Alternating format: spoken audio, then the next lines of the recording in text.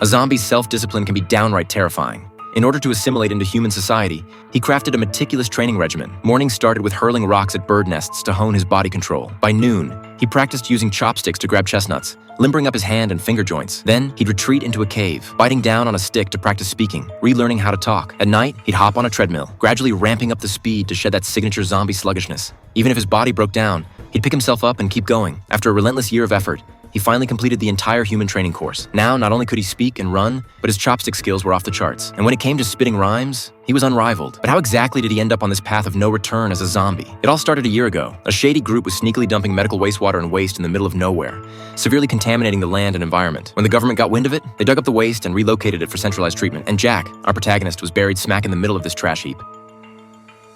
With shaky hands, he pulled out a pack of smokes, hoping a drag would calm his nerves. But as soon as he inhaled, the smoke poured right out of a bullet hole in his gut. It doesn't take a genius to figure out he was murdered and buried, ultimately infected by the medical waste in the soil, reborn as a zombie. Jack couldn't remember a thing. All he knew was that he was starving and craving rabbit meat. But with a zombie's snail-like speed, he couldn't catch a rabbit to save his life, or afterlife. Then, Jack rolled his eyes back and passed out cold from hunger. When he came to, the rabbit that had been bouncing around earlier was nothing but a pile of bones. Turns out, while he was out cold, his bloodthirsty nature took over, and he straight up devoured the rabbit raw. Fresh out of his zombie transformation, he was struggling to come to terms with this state of being neither human nor ghost. So, he decided to jump off a cliff and end it all.